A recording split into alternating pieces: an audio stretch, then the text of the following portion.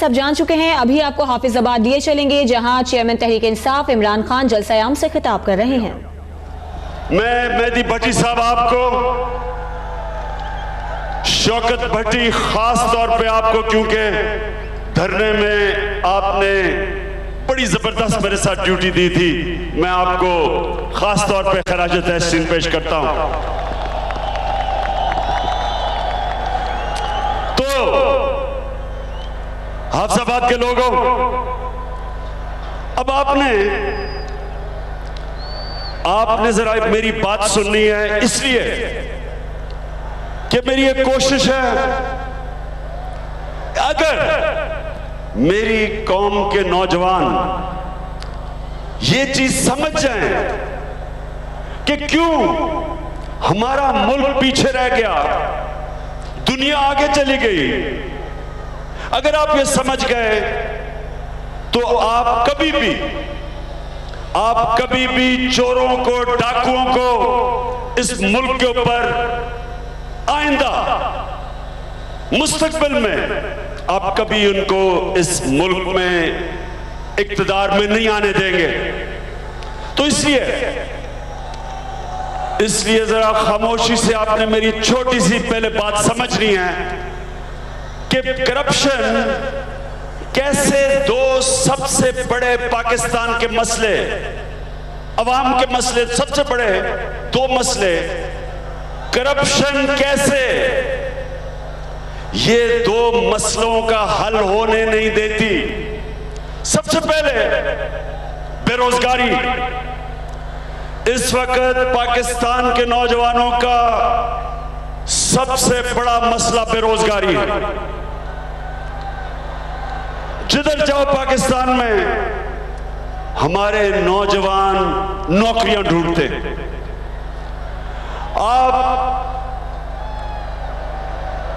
आप देखेंगे कितने लोग पाकिस्तान से बाहर जाने की कोशिश करते हैं नौकरियां ढूंढने के लिए, पकड़े जाते हैं, गलत वीजे, पैसे देके वीजे लेते हैं, पकड़े जाते हैं, जेलों में जाते हैं। तो इसलिए सबसे पहला मसला बेरोजगारी और दूसरा मसला महंगाई।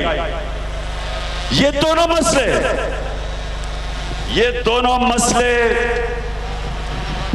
एक वजह से हैं,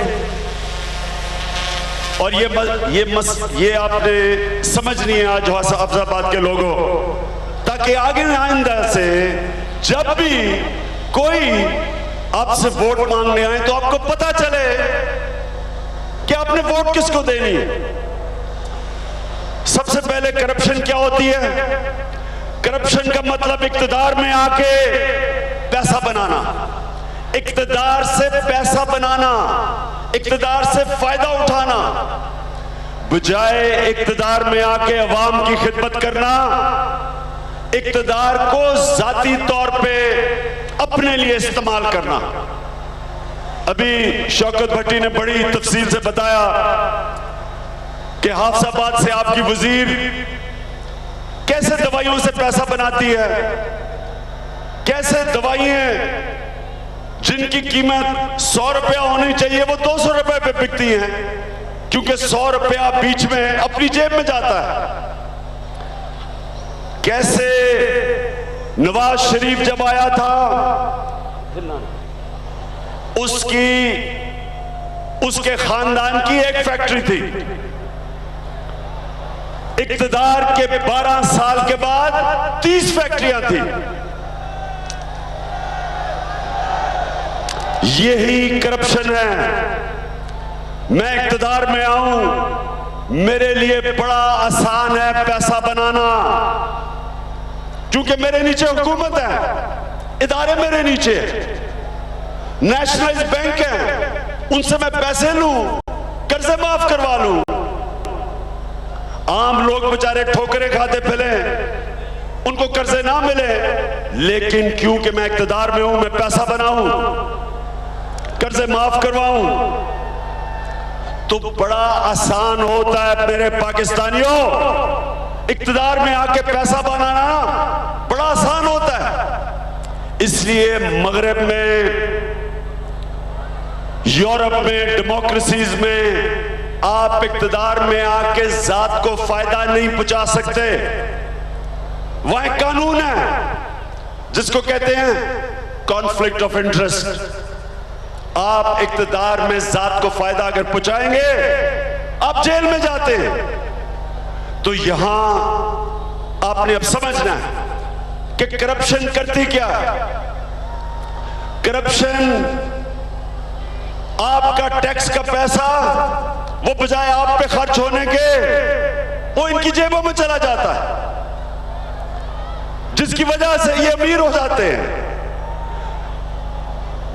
अब हमारी नैब के मुताबिक, ये जरा गौर से सुनना और याद रखो जो मैं कह रहा हूं, सालाना पाकिस्तान की खर्चा करप्शन का जो नुकसान होता है हमें हर साल 4,000 अरब रुपया,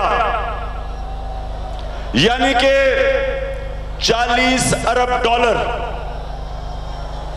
अब ये 40 अरब डॉलर का मतलब 40 अरब डॉलर का मतलब कि अगर वो पैसा हम पाकिस्तान पे खर्च करें अपने लोगों के ऊपर, तो जो अभी सारी बातें बताई गई कि आपके अस्पताल ठीक नहीं, स्कूलों में टीचर नहीं, स्कूलों का मयार नीचा है, सड़कें टूटी हुई हैं, साफ पीने का पानी नहीं, किसानों को, बेचारे किसानों को जो कीमत मिलनी चाहिए, सारा साल मेहनत करते हैं, जो पैदावार की कीमत मिलनी चाहिए, किसानों को वो कीमत नहीं मिलती, किसान गरीब होते जा रहे हैं। ये जो पैसा है करप्शन का, फिर से सुन लें, 40,000 अरब रुपया सालाना करप्शन में चोरी होता है, जो आपका पैसा है। इसमें से 1,000 अरब रुपया यहां से चोरी होकर बाहर चला जाता है, जिसको मनी लॉन्ड्रिंग कहते हैं। मनी लॉन्ड्रिंग का मतलब कि चोरी का पैसा मुल्क से बाहर जाता है। अब आप समझें कि होता क्या इसकी वजह से हमारी कौम को, जब 1,000 अरब रुपया मनी लॉन्ड्रिंग होकर बाहर जाता है, इसका मतलब कि बाहर लोगों को नौकरियां मिलती हैं, वो पैसा बाहर खर्च होता है, वो उस पैसे की बाहर सरमायाकारी होती है। वो ही 1,000 अरब रुपया अगर पाकिस्तान में खर्च हो तो नौजवानों यहां सरमायाकारी हो, आपको नौकरियां मिले। वो पैसा अगर पाकिस्तान में खर्च हो, कारखाने बने, किसानों के पास पैसा जाए, लोगों के हाथ में पैसा आए, लोगों के पास चीजें खरीदने की आमदनी आए, जो वो चीजें खरीद सके। तो सबसे पहले, क्योंकि वो पैसा बाहर चला जाता है, रोजगार बाहर मिलता है, पाकिस्तान में रोजगार नहीं मिलता और हमारे बेरोजगारी बढ़ जाती है। दूसरी चीज, जब 10 अरब डॉलर यानी कि 1,000 अरब रुपया मुल्क से बाहर जाता है तो पाकिस्तान को कर्जे लेने पड़ते हैं, डॉलर की कमी हो जाती है। जब डॉलर की कमी होती है, हम IMF से जाके कर्जे लेते हैं और बैंकों से कर्जे लेते हैं। अब ये सुने, इन कर्जों की किस्तें वापस करने के लिए आप पे टैक्स लगते हैं।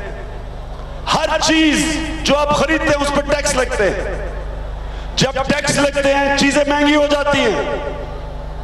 तो दो चीजें, बेरोजगारी और महंगाई, इसकी सबसे इन दो चीजों की बड़ी वजह करप्शन है। अब जब नवाज शरीफ ने यह कहा, यह हिलाना, जब नवाज शरीफ ने यह कहा कि नवाज शरीफ एक नजरिए का नाम है, वो नजरिया करप्शन है।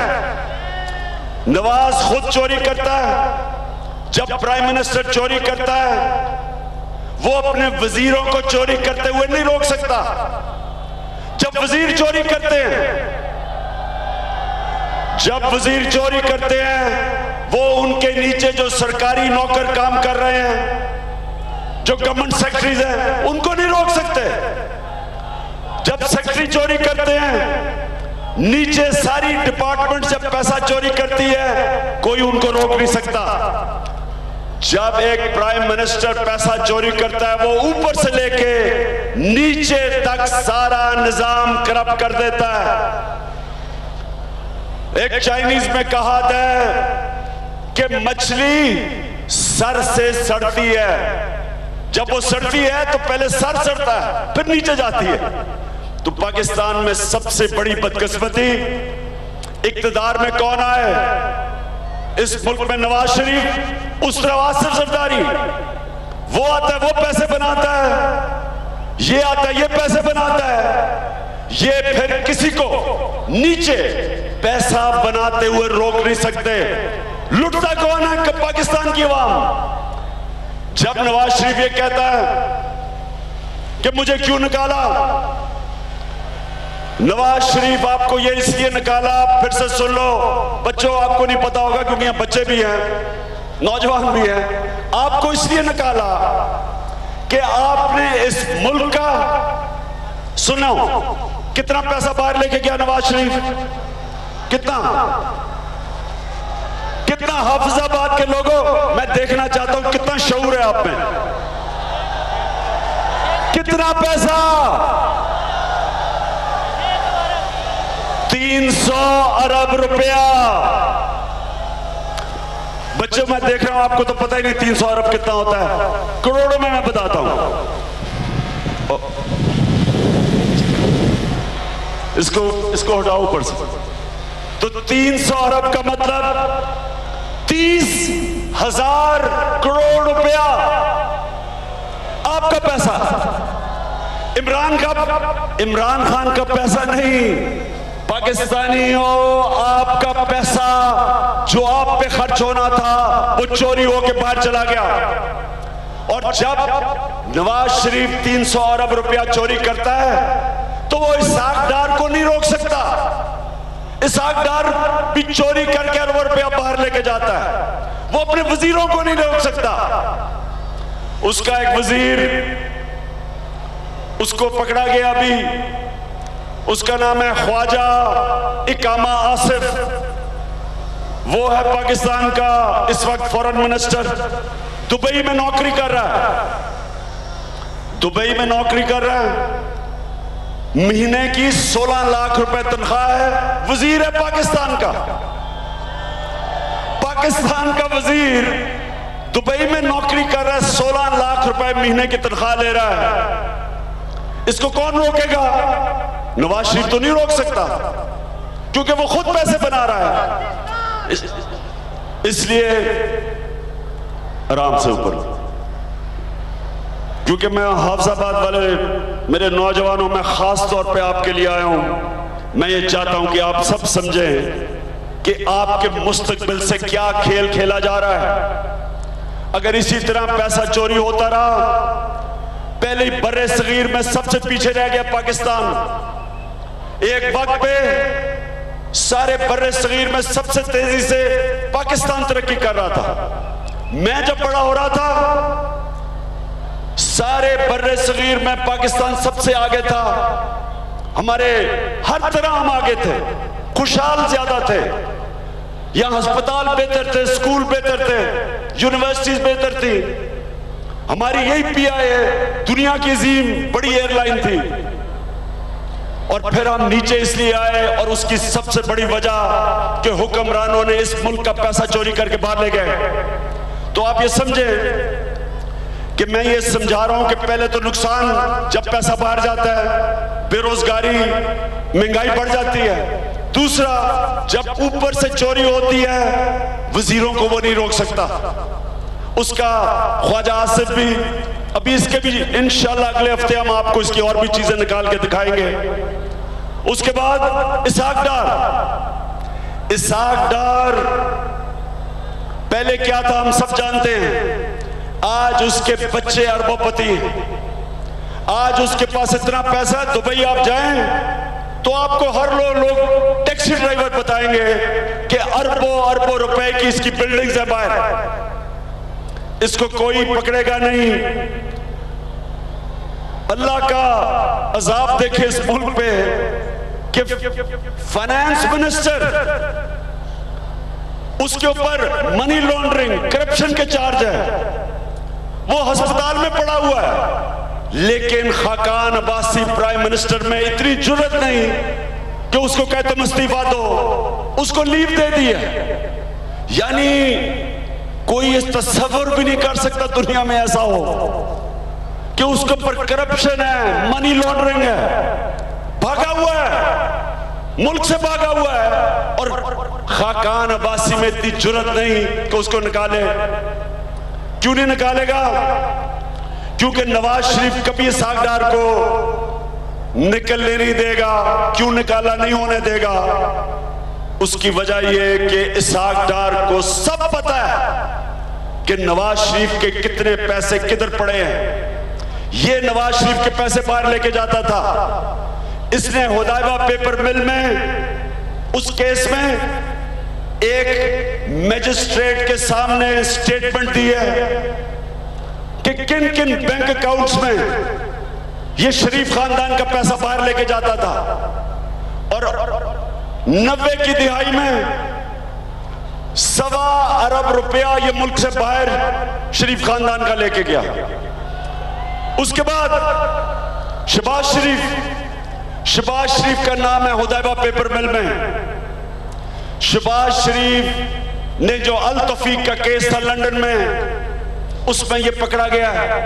अब ये केस शुरू होगा, आपके सामने होगा। तो मुझे ये बताएं हफ्जाबाद के लोगों, कैसे वो मुल्क तरक्की कर सकता है जिसके ऊपर वजीर भी, प्राइम मिनिस्टर भी, चीफ मिनिस्टर भी, जब सारे चोरी कर रहे हैं, और चोरी आपका पैसा कर रहे हैं, मेरा पैसा नहीं कर रहे, आपका पैसा चोरी कर रहे हैं, वो मुल्क कैसे आगे बढ़ सकता है? इसलिए आप सब तैयारी करें। हम सब तैयारी कर रहे हैं। हमने इन सारे करप्शन के माफिया का मुकाबला करना है। हाथ खड़ा करके बताएं आप तैयार हैं मुकाबले के लिए? तो रोक लो, तब्दीली आई रे, तब्दीली आई रे, तब्दीली आई रे। तू काला करप्टों का देता है दुहाई रे, तब्दीली आई रे, तब्दीली आई रे। रोक सको तो रोक लो। तो दूसरी चीज अपना हाफिजाबाद के नौजवानों में दूसरी बात करता हूं। अब जरा मेरी दूसरी बात सुनिए आपने। पहली चीज तो करप्शन हो गई। दूसरी चीज एक मुल्क कैसे आगे बढ़ता है, अपने इदारे मजबूत करके। आज अगर मगरिब हमारे से आगे है, खुशहाल है, उनके इदारे मजबूत है, उनके टैक्स इकट्ठा करने का इदारा मजबूत है, उनकी पुलिस का इदारा मजबूत है, उनकी अदलिया सबसे मजबूत है। नौजवानों, दूसरी जंग अजीम में जब बरतानिया तबाह हो रहा था, हिटलर जो जर्मनी का सरबराह था, वो बरतानिया को तबाह कर रहा था, बमबारी कर रहा था, खौफ था बरतानिया में। तो लोग अपने प्राइम मिनिस्टर के पास पूछने गए कि प्राइम मिनिस्टर साहब, उसका नाम था विंस्टन चर्चिल, उन्होंने कहा प्राइम मिनिस्टर साहब, क्या हम बच जाएंगे? क्या हम तबाही से बच जाएंगे? ये तो इतनी ताकतवर फौज है जर्मनी की, सारे यूरोप को फतह कर चुकी है, क्या बरतानिया बच जाएगा? नौजवानों जानते हैं क्या कहा उसने? उसने कहा कि मुझे ये बताओ, क्या हमारी अदालतें इंसाफ दे रही हैं? उन्होंने कहा दे रही हैं। उसने कहा क्या हमारी अदालतों पे और इंसाफ के निजाम पे आपको इत्मीनान है? उन्होंने कहा जी है। तो उसने कहा कोई दुनिया की ताकत हमें तबाह नहीं कर सकती। ये क्यों कहा? हाफिजाबाद के लोगों ने क्यों कहा? ये इसलिए कहा कि जब एक कौम के लोगों को इंसाफ मिलता है, एक कमजोर से कमजोर तरीन इंसान जब एक माशरे में उसके हकूक की उसकी अदालतें तहफ़्फ़ुज़ करती है, वो ताकतवर के सामने एक आम आदमी अदालत में जाता है और इंसाफ मिलता है, कोई उसके ऊपर जुल्म नहीं कर सकता, क्योंकि रियासत एक आम इंसान के हकूक की हिफाजत करती है। चाहे वो गरीब किसान हो, चाहे वो बच्चे हों, चाहे वो ख्वातीन हो, चाहे वो हमारी अक़लियतें हों, जिस तरह हमारी मसीह बरादरी आई हुई है, चाहे वो जो भी हो, जो कमजोर तबका हो, जब एक मुल्क की अदालतें, जब एक मुल्क की रियासत अपने कमजोर तबके की हिफाजत करती हैं, उस कौम को कोई शिकस्त नहीं दे सकता। ये याद रखें, अल्लाह का हुक्म है कि मेरी जमीन पे इंसाफ कायम करो। कुरान में अल्लाह हमें हुक्म देता है, और इंसाफ जब एक कौम को मिलता है, कोई ताकत उसको तबाह नहीं कर सकती। इसीलिए हजरत अली रज़ी अल्लाह ताला ने कहा था कि कुफर का निजाम चल जाएगा, लेकिन जुल्म और नाइंसाफी का निजाम कभी नहीं चल सकता। यह है वजह दूसरी कि पाकिस्तान एक अजीम मुल्क नहीं बन सका। कमजोर के लिए एक कानून, ताकतवर के लिए एक कानून। कमजोर चोरी करे तो जेलों में, ताकतवर डाका मारे तो असेंबलियों में, ताकतवर डाका मारे तो वजीर आजम, ताकतवर डाका मारे तो प्रेसिडेंट बन सकता है।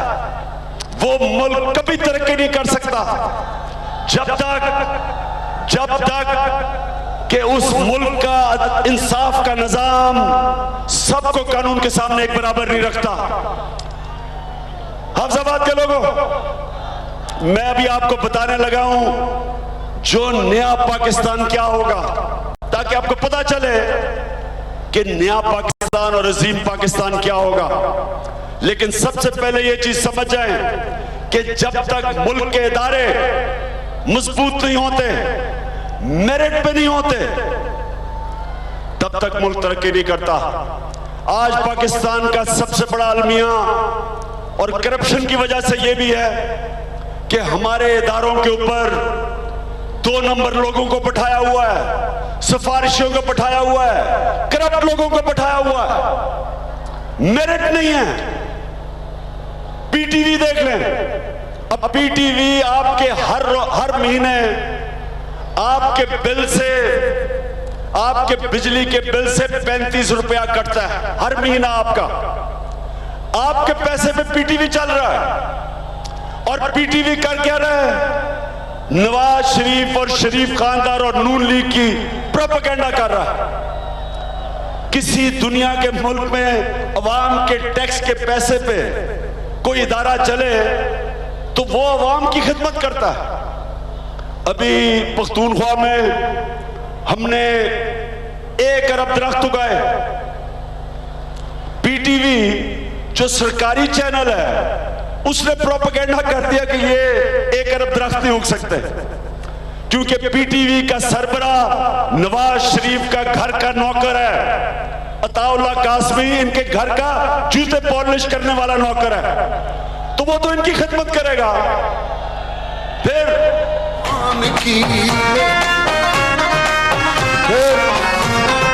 जीत इस बार है यकीनी इमरान की। फिर दूसरा आईबी होता है। आईबी का मतलब जानते हैं? एक खुफिया इंटेलिजेंस एजेंसी होती है जो गवर्नमेंट के नीचे है। अब इसका काम है चोरों को पकड़ना, मुल्क दुश्मन लोगों को पकड़ना। आईबी के ऊपर उन्होंने अपना आदमी बिठाया हुआ आफ्ताब सुल्तान, 4थी एक्सटेंशन दी है। उसका काम अवाम की खिदमत करना नहीं है, उसका काम यह है कि ऑपोजिशन को कैसे खत्म किया जाए, नवाज शरीफ को कैसे जताया जाए।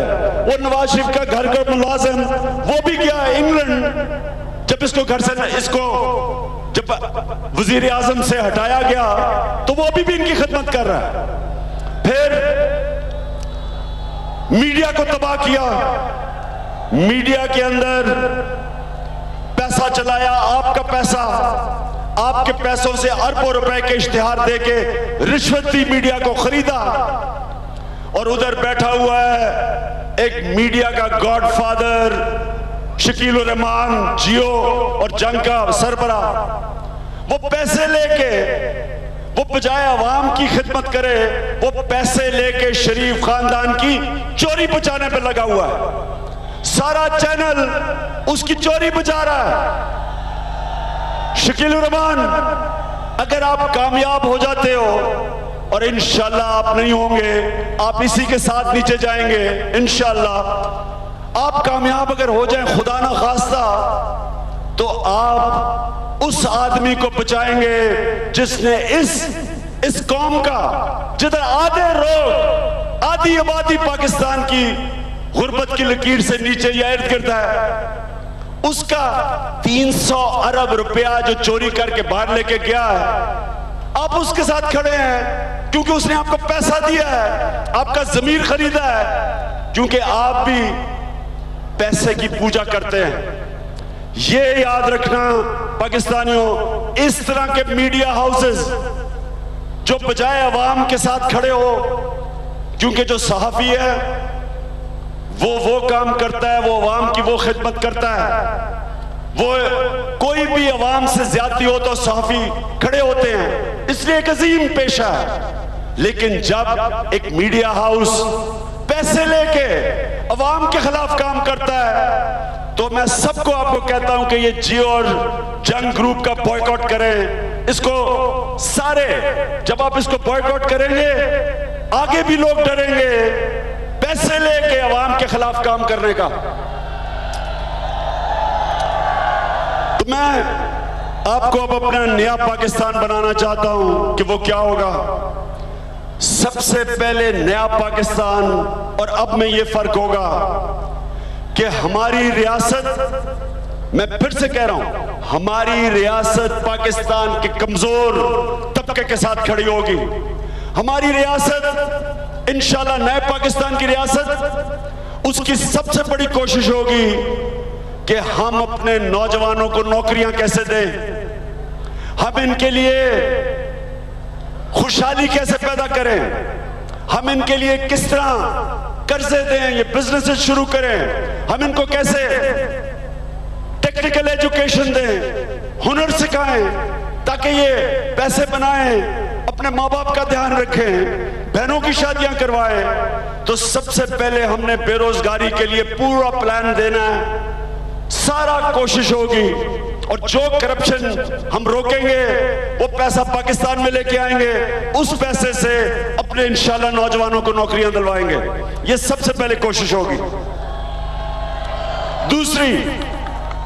दूसरी कोशिश कि हमने अपने बच्चों को, उनको जितना भी अभी हम बजट खर्च कर रहे हैं तालीम पे, अपने बच्चों के ऊपर बहुत ज्यादा पैसा खर्च करेंगे तालीम देने के लिए, स्कूल बढ़ाएंगे, आला स्कूल बनाएंगे, और सबसे बड़ी कोशिश ये होगी कि सरकारी स्कूलों में बेहतरीन तालीम दी जाए, ताकि बच्चों, माँ बाप को पैसा ना खर्च करना पड़े प्राइवेट स्कूल जाने के लिए।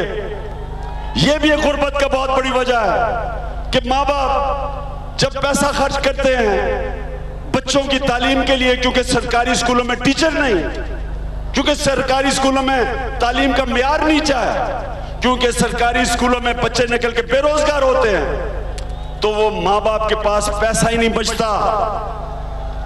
गुर्बत की बहुत बड़ी वजह यह है। तो इंशाअल्लाह मैं आज आपको ये जो हमने पख्तूनख्वा में किया, पहली दफा पख्तूनख्वा में 1.5 लाख बच्चा प्राइवेट स्कूलों से सरकारी स्कूलों में गया। इंशाल्लाह ये तब्दीली लेके मैं आपको वादा करता हूं कि इंशाल्लाह ये हम करेंगे। और फिर ये सुन लें, 24 लाख बच्चा पाकिस्तान में मदरसों में पढ़ता है। 44 लाख बच्चा।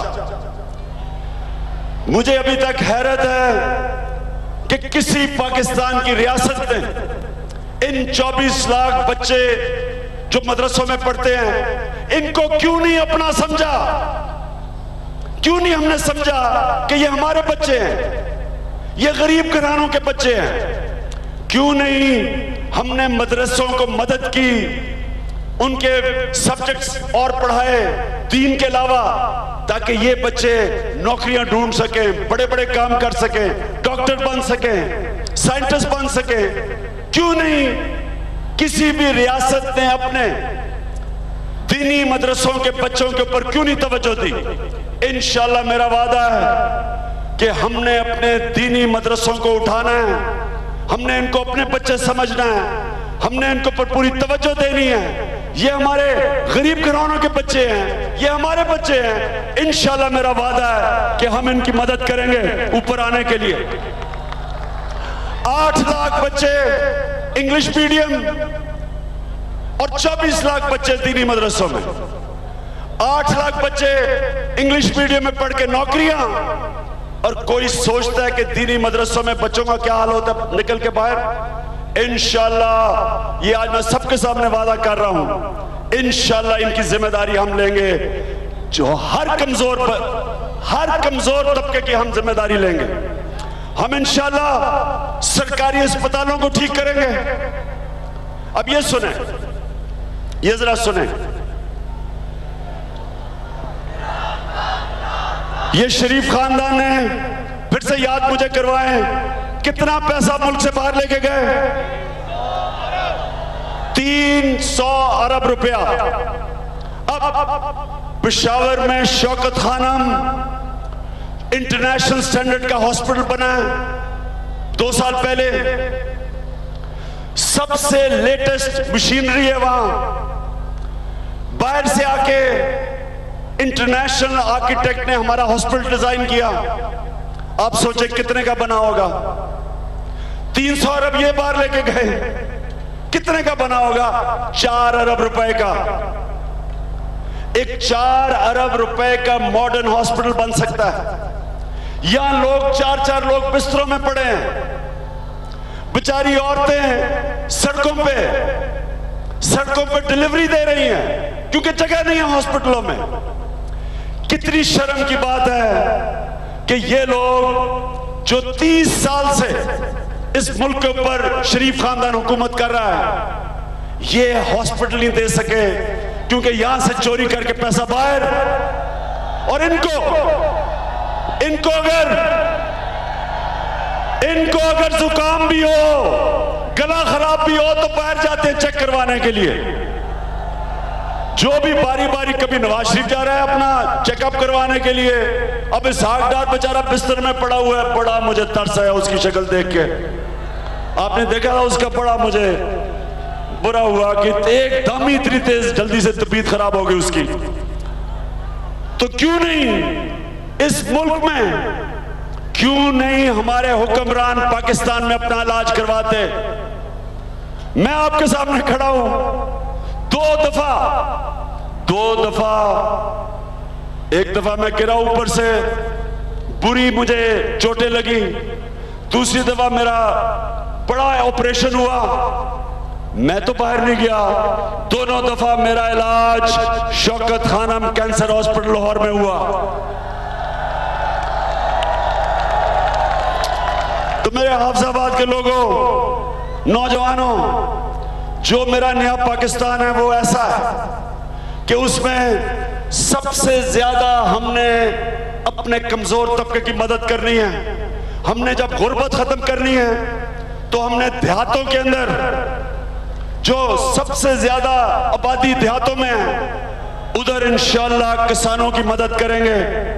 मैं अपने किसानों को आज दावा करता हूं कि हम आपके लिए इंस्टीट्यूट्स बनाएंगे, बीज डेवलप करेंगे, जिस तरह हिंदुस्तान अपने किसानों के लिए करता है। सस्ती आपके लिए खादें देंगे, कीड़े मारने वाली हम दवाइयां डेवलप करके आपको देंगे, आपको सस्ता ट्यूबवेल का पानी देंगे, और जो आपकी पैदावार है, हुकूमत जिम्मेदारी लेगी कि हमारे किसान को उस पैदावार का उसको पूरी कीमत मिले, ताकि उसके पास पैसे बचे, ताकि वो पैसे फिर अपनी जमीन पे लगाए, कि पैदावार फिर बढ़ाए, खुशहाली आए, देहातों में खुशहाली आए, ताकि इस देहातों से बेचारे बेरोजगार लोग, गरीब लोग शहरों में जा रहे हैं, शहर बढ़ते जा रहे हैं, जगह है नहीं शहरों में, आलूदगी बढ़ रही है।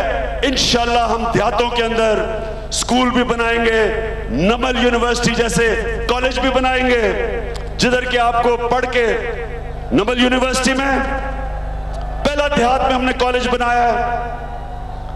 91% वो बच्चे जिन्होंने ग्रेजुएट किया इस साल, 91% को ग्रेजुएशन के साथ ही नौकरियां मिल गई, अच्छी अच्छी नौकरियां मिल गई। तो इस तरह इंशाल्लाह हम ये भी आपके लिए करेंगे। नए पाकिस्तान में मैं अपनी अक़लियतों को ये वादा करता हूं कि इंशाल्लाह हम आपको बराबर के शहरी बना के रहेंगे, क्योंकि कायदे आज़म ने आपसे वादा किया था, ये कौम वो वादा पूरा करेगी। आप इस मुल्क के बराबर के शहरी हैं। किसी किस्म का हम जुल्म अपनी अक़लियतों को इसलिए नहीं होने देंगे कि जो हम देख रहे हैं हिंदुस्तान में मुसलमानों पे जुल्म नरेंद्र मोदी की गवर्नमेंट के दौर में हो रहा है। हमने इंशाल्लाह पाकिस्तान उनको मिसाल देनी है कि ये वो मुल्क है जो अपने गरीब कमजोर तबके, अपनी अक़लियतों को पूरी तरह उनकी हिफाजत करता है, उनका तहफ़्फ़ुज़ करता है। उनके इंशाल्लाह हम, मेरा आपसे वादा कि हम आपके लिए एक नए पाकिस्तान में हर किस्म की आपके हुकूक की हिफाजत करेंगे। और फिर